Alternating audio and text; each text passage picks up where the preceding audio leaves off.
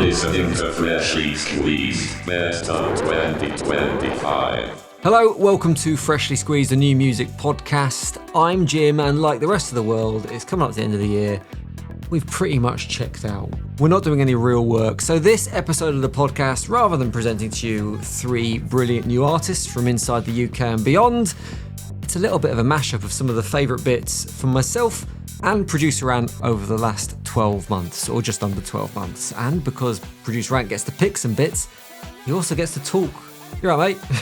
Yeah, I've been looking forward to this bit so much. You know, the bit at the start of every interview when they ask you, you ask them how they are, and I ask you how you are, and every single time without a fail, you say, "I'm good." No variation. It's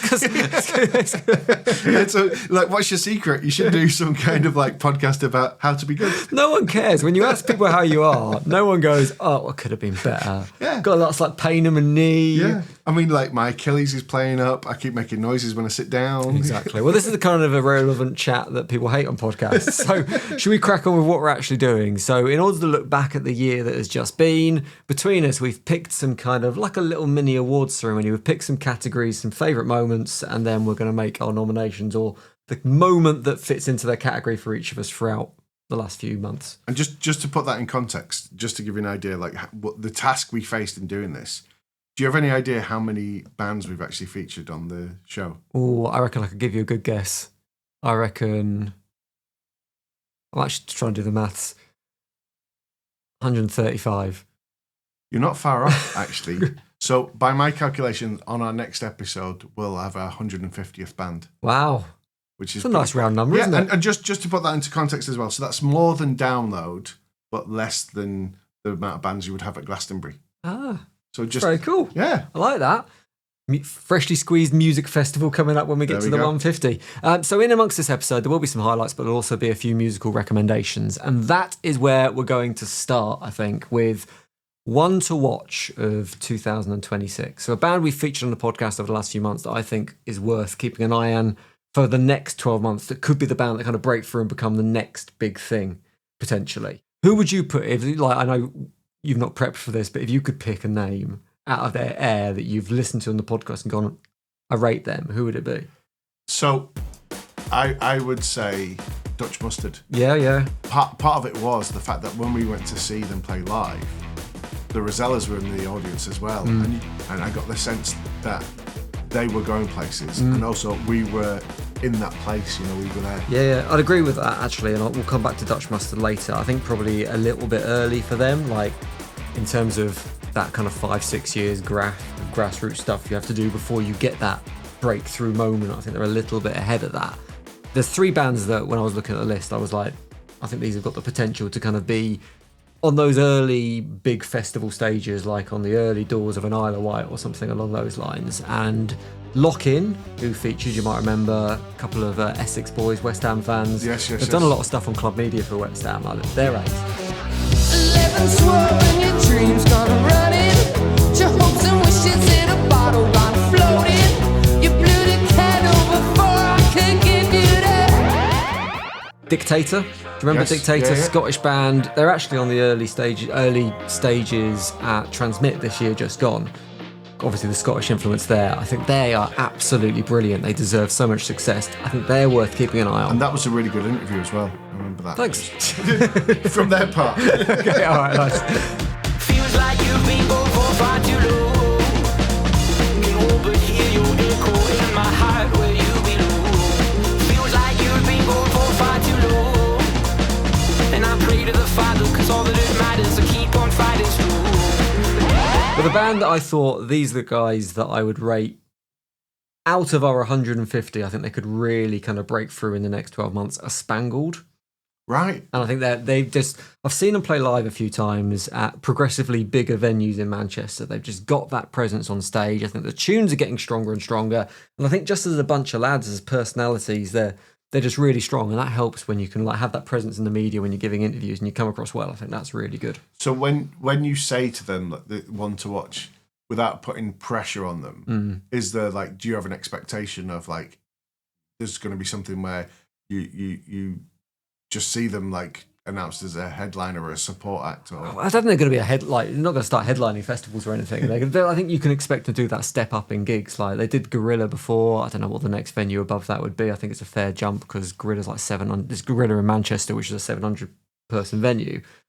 Like where is the next 1,500 venue? I don't know. But once you get kind of that size audiences, you kind of see them growing beyond that as well. And just to put that into context again for anybody that doesn't know Gorilla, the level of artist that you get there.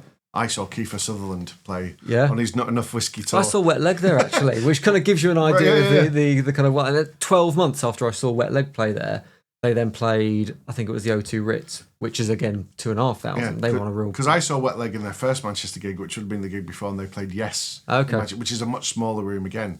So I suppose So that just to put that into context about the one to watch. Yeah. So Spangled, one to watch for 2026, and here's a little bit of them featuring on the podcast.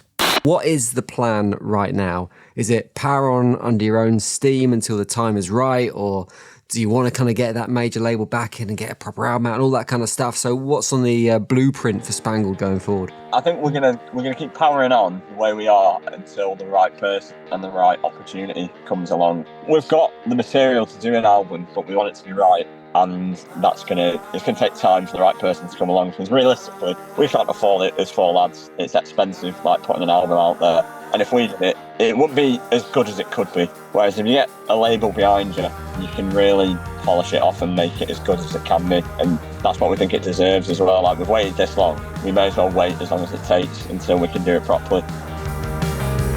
Fuck shopping Vespa, let's get drenched in heavenly nectar. Don't look back through the balcony gap. 10% beer, I am the investor. Going to arms was never part of the plan. It was never part of the plan to go to arms. I took a beeline from mine to Bruce that day. I felt tired by the 1700 train. No money, no liver, but we call it fate. I've never laughed so much in a single day. So that is Spangled. Check them out. They are on my one to watch list for 2026. I'm going to do a full list on socials, by the way. So like 10 tips for the year. So if you want to check them out there, you can follow our brand new social media accounts, which fingers crossed are live by the time you listen to this podcast. Instagram, TikTok, Twitter.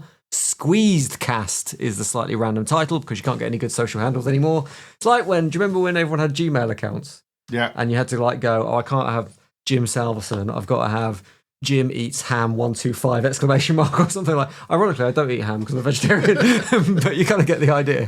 Finally, it kind of feels a little more professional than just like, oh, drop me a DM when exactly. You see something. It's like, yeah. And it means I can start posting political opinions and pictures of my food on my accounts as well, which is good. So Squeezedcast is what you want to follow. So, right, it's your category next. The best non-podcast podcast moment. Hands down for me, there's only one contender for this, and that was us winning the Best Music Podcast at the Independent Podcast Awards, which was just brilliant. And I was there representing the show, and the weird thing was there was no reception in the venue. So I'd won the award, and I'd no way of actually sort of messaging you and letting you know. And I don't know what you were doing. You were just like watching telly. I think I was playing football. Right. And I'd forgotten about it.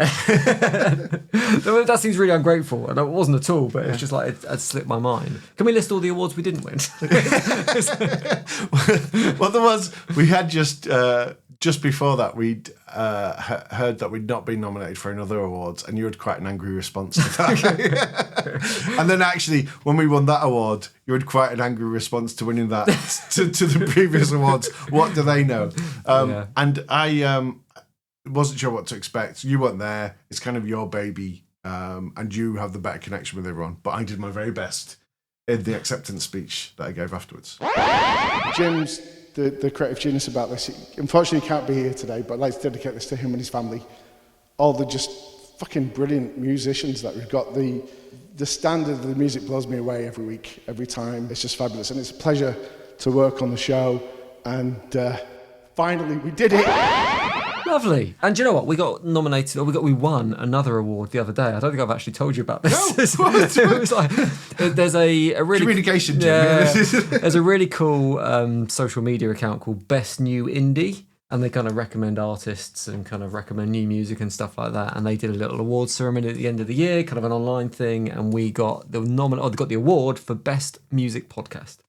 Wow. Which up against like up against people like Elton John, which was quite cool. You do realise I didn't tell you at the time because you chose not to come and you were at football and I had no Wi-Fi. Yeah. It wasn't a deliberate... I didn't tell you now because there's a cash prize and I'm keeping it. Right, let's move on. Let's do best moment of the podcast. Because for me, there was like, I've loved doing this thing over the last year or so, and it's always been nice to kind of speak to artists and to be trusted to play their music quite often for the first time anywhere in the world. So we're playing it for the first time on the podcast. I get to talk to them in a way that I never used to get to on the radio. I used to play their tunes on the radio, but I never used to have that personal connection and sit down and talk to them. And the way a lot of them are very open about their challenges that they face, be it how they juggle their day jobs and how they juggle being a musician, or how they have to do social media that they don't want to do, and how that interferes with like also being a musician, the various distractions. That's been really refreshing, because I think quite often bands coming through and social media as well, you have to portray success. You have to kind of go, I am a rock star and that's what I do, and everything else doesn't exist. And I think that makes it more challenging from people coming through, because they think, well, I'm not successful because I've not done this, or I'm not this person, or I can't afford a week in a studio or something. So all those moments have been really nice and really refreshing. And I think the epitome of that was speaking to Finn Power, who's the frontman of the band Stone. I thought you might say this one. Yeah. So there was a social media post that you might have seen. It was online, where Finn basically called out the experience he'd had with his record label, how he felt let down and how he felt like almost he'd been held back by the experience of being on a major label, which is something a lot of artists aspire to. They want that major label, they want the cash that comes with it. And here was him going, it's been a bit shit. Yeah.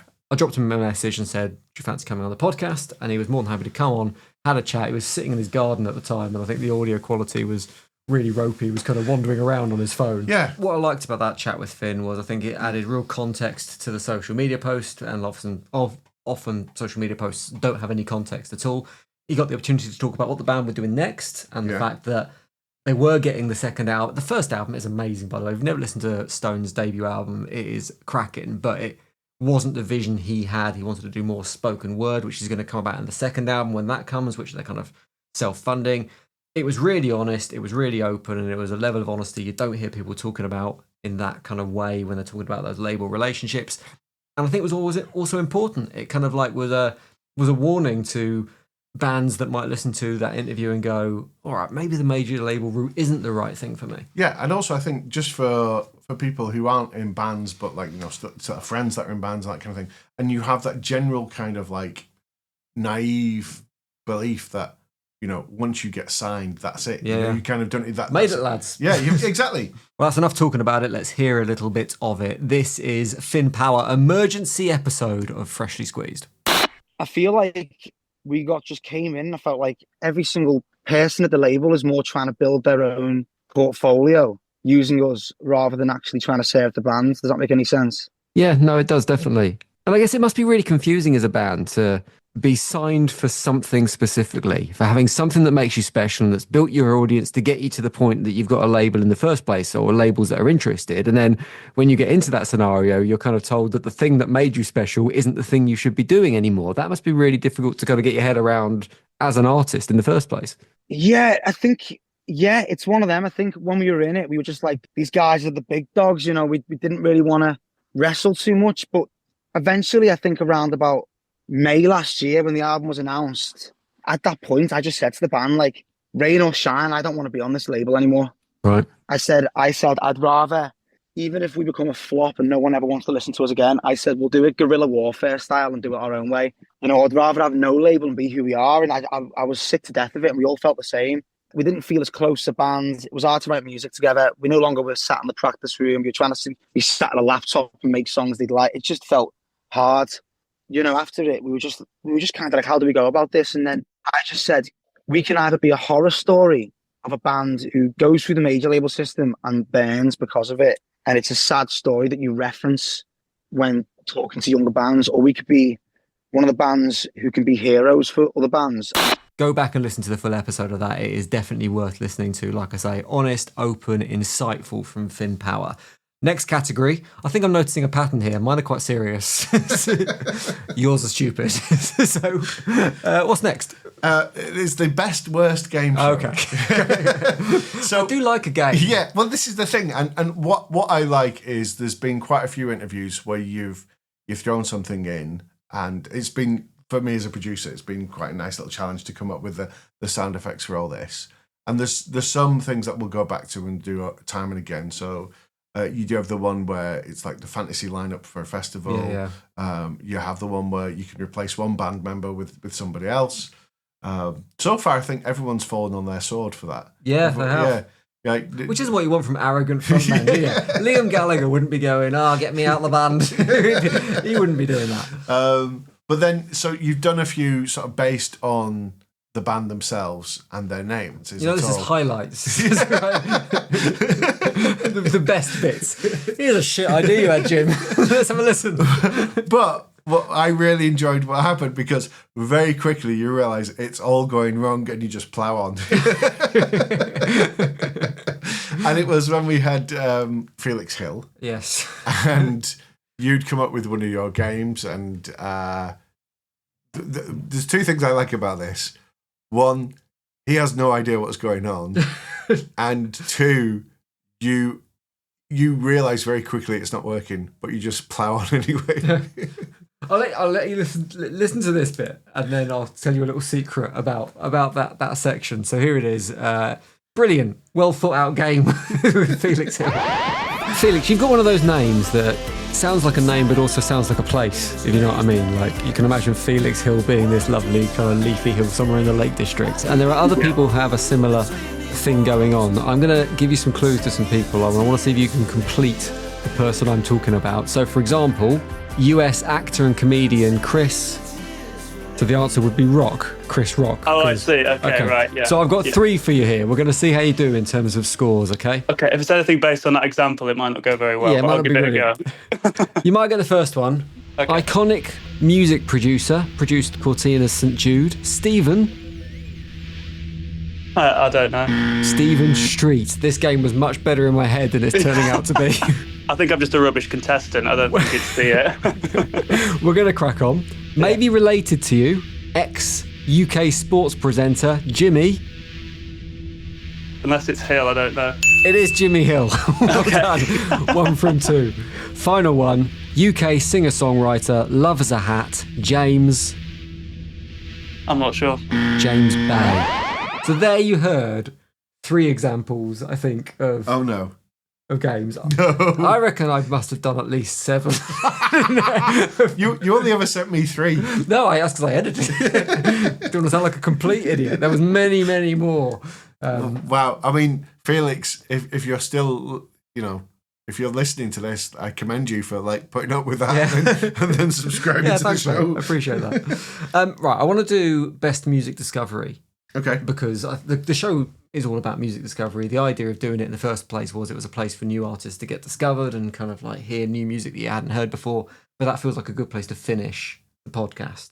So you can do your next and final category suggestion before we crack onto that. Oh, okay. Well, so this is what I'd like to call the best attention to detail / casual gaslighting moment. And it's actually 2 moments combined. All right. And it's reflective of a lot of things that happen in the podcast. Is this I'm assuming this is my complete lack of attention to detail more than you're going, Jim, look, you're really good at this. Look at the notes you made compared to this. So very recently, in fact, on the previous episode to this one, so last week's episode. So this is a little clip from Jim's interview with the Bernadette Maries. And, well, here you go. I know absolutely nothing about the Belgian music scene at all. I think you're the first Belgian band I've spoken to on Freshly Squeezed. And I was listening to that going, I'm sure we have, I'm sure we have. Anyway, so I went back listening, and sure enough, a couple of months ago, we had a Belgian band called Triggerfinger. You're gonna put stars in it. Oh, yeah. And they talked extensively about the Belgian music scene and Belgian radio stations and all those kinds of things. We should get a Belgian accent. That'd be really good. But then the best thing of it was, did the whole interview, and I have to hold my hands up here, and I missed it, right? So you've done the whole interview with them, talking about being on these Belgian radio stations and everything, and being Belgian. Then you play the song, and you come out of the song, and you refer to them as being German. Last week it was the great Leslie who got close to being Germany's entry for Eurovision. Check last week's episode if you missed that. This week it's that lot, Triggerfinger, also from Germany. It'd be cool if we could build like a little German new music audience, wouldn't it? Like an exchange program or something like that, swapping musical tips. Okay. Well, look, just hear me out. I mean, if history had gone a different way. I just wonder if, like, they either haven't listened to the show, they're just too polite to sort of say anything. Yeah. So, I'm now thinking they might be German, not Belgium. That means the whole of the interview. They were just too polite at the time. They were very nice. They're based in Belgium. I mean, it's confusing because we do have people that do gigs in different places around the world, so I can understand that. But I had to go back and check myself, and I thought, you've gaslit me into thinking that they're German. But at the minute, they're still maintaining their Belgian on all their social media and their profiles. Okay, I apologise to the nation of Belgium and Triggerfinger. Okay, final one is Best Music Discovery. Now, I think for you this will be different to me because I think it's fair to say that I kind of have a better handle on, or certainly had before we started doing this, on new music and in general. ABBA aren't new anymore. They're not German either. What? So, like, there's a lot of artists that we feature on the podcast that I've known and I've featured before. Like, people like Finn, who I absolutely love Finn. I think his music is brilliant and he should be on my music discovery list, but I knew of him before we did the podcast, so I couldn't and some of the bands I know purely because I've been your +1 at gigs. Yeah. But for a lot of them, they're not. So can I just shout out a few that stuck out to me? Go for it. If we go right back to the beginning, one of the songs that I really rated and it stuck with me and a little bit earworm was There's No Red Line from No Deal Disco. Yes. Yeah. I really, really liked that. And also the interview as well. I just loved it. It was just so casual. It's just, I do it in my shed, got my kid, and when I get a few... Yeah, proper like bedroom producer. And it was just wonderful. And the songs really stuck with me. Same war crime, different headline. There is no red line.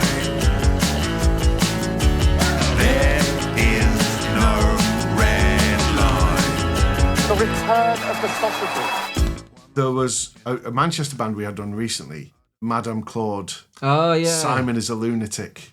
Who was it? Gordon is a Moron. Yeah, it's really evocative of that style in everything he does. I really like them as well. And they're kind of like, they're one of the perfect examples of a band who are doing it for the love of it because it's such a difficult music genre to get anywhere. It's like, where does kind of that ska reggae thing live? Yeah. Outside of live music, it just doesn't, and they're just doing it for the love of it. They're cool. Simon is a lunatic.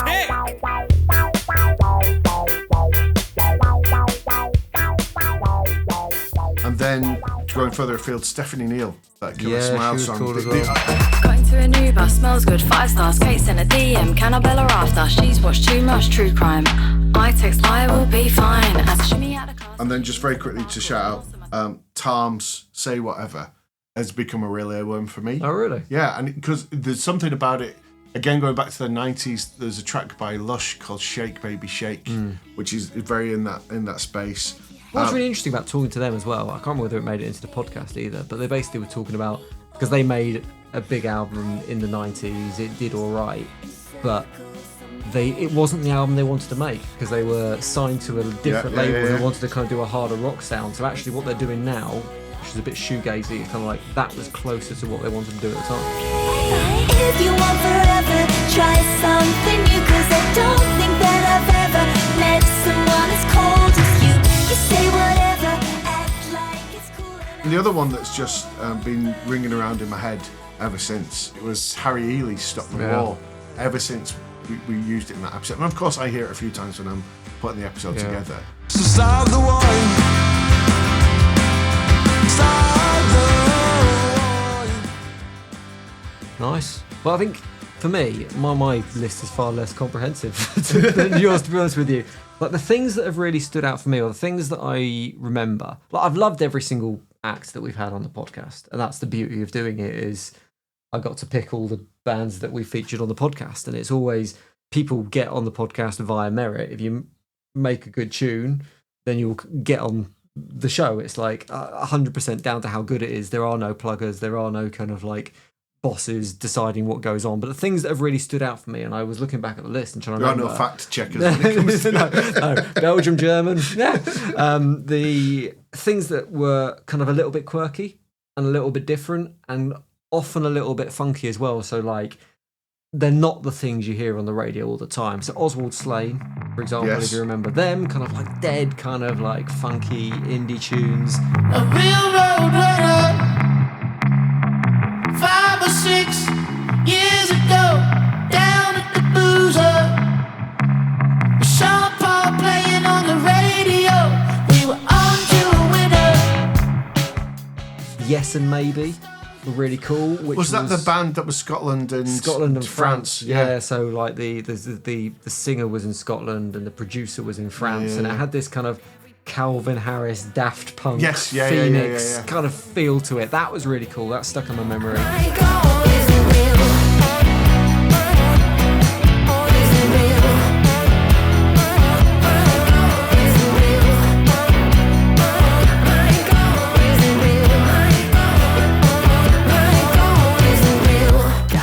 The Jacks as well, who came on talking about their debut album. And a sign of a band really kind of impacting me when I've listened to them on the podcast and heard them for the first time is I used to go online and buy their vinyl. And it's like I went online and I really struggled to find the Jacks vinyl when it came out, but managed to get myself a copy, and that's like, that means something to me when I've got a copy of something. I can stick it on and listen to it in its entirety. But it's that crossover from being, oh, that's nice, to then investing in being a fan. Yeah, completely. I don't have a ridiculous plan, I want you obviously. Ramona, oh baby, can I see ya?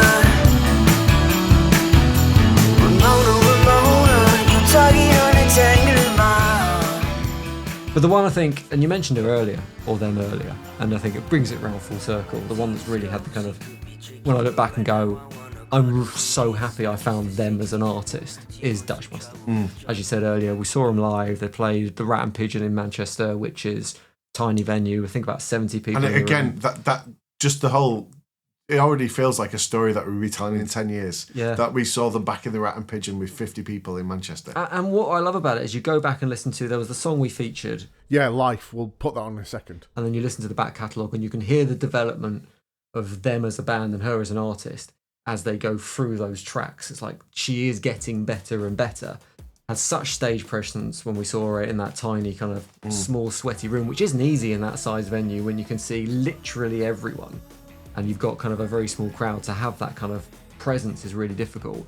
And then speaking to her on the podcast, and you kind of referenced it earlier actually, she was in Budapest sitting outside a cafe. She was in Istanbul. Istanbul, that's right. Yeah. Germany, France, Belgium. It's all foreigners. She was in like having a coffee and she was talking about how knackered she was from doing that tour because she had funded it herself. She'd driven the van. Yeah, she paid the musicians, musicians that were with her, and then she was back in work straight afterwards to actually pay for it all. And it's that kind of graft that I think makes someone a success, but also that kind of really resonates. I really like that. And the tune was fucking ace as well. Yeah, like anybody listening to this now that's in a band, keep sending us your music. It's exciting when we get a new batch of tunes because you don't know what it's going to sound like, and then you don't know where it's going to go. And it's the whole show for me feels like potential. Well, before we wrap up, let's have a bit of Dutch Mustard.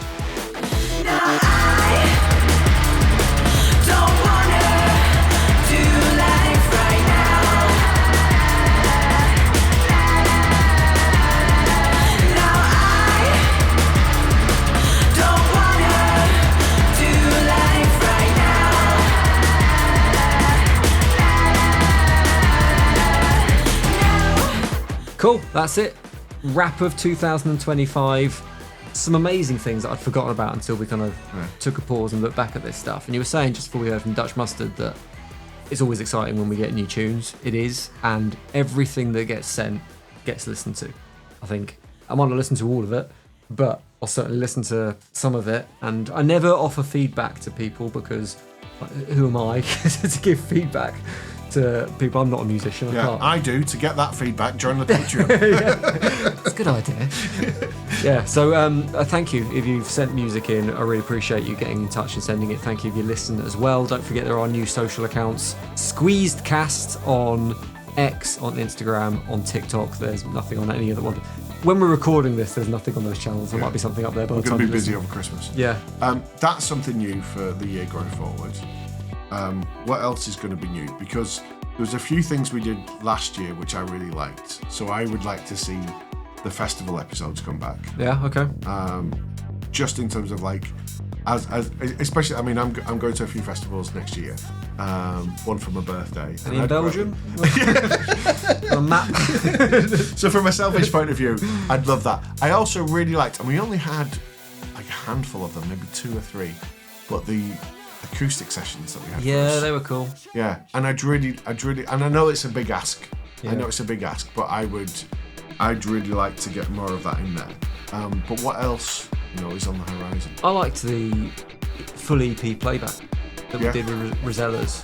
We've not done an album playback, that might be a little bit too much, but I think the opportunity, and so few people do this, to sit down with a record in its entirety and kind of go, here's the beginning, here's the end, and this is the journey it takes you on. I think it's just a really lovely thing to do. So doing that again would be nice. Can we end with just one little more fun moment? Okay, go on. This is just one of the things that sticks in my mind about the reality of making this podcast. And so we're interviewing people, as we said, sometimes in a cafe in Istanbul. And sometimes they're so excited to be on the show that as soon as we start the interview, they get up and walk away. Welcome to Freshly Squeezed, Frankie Dobson. How you doing, man? Pleasure to meet you. Yeah, mate, I'm good. How's yourself? Yeah, well, if you just moved miles away from the computer or something, you just went really echoey then. Yeah, sorry, I was closing my window. Just like wandered off. Let's do the interview. All right, I'll see you later. Oh yeah, cheers, Frankie Dobson. Nice one. And that's earned you a play out on the show. Right, we'll leave on a little bit of Frankie Dobson. Cheers for listening. See you next year. Oh, cheers for your ears. What's about to say it?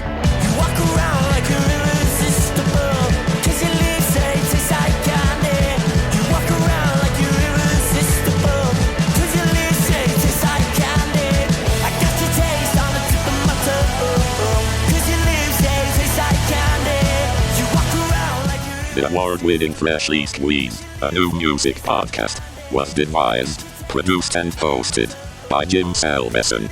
Sound design and additional production by Ant McGinley. Theme music, Blue Blazer, is written and produced by Spin Class. Stop.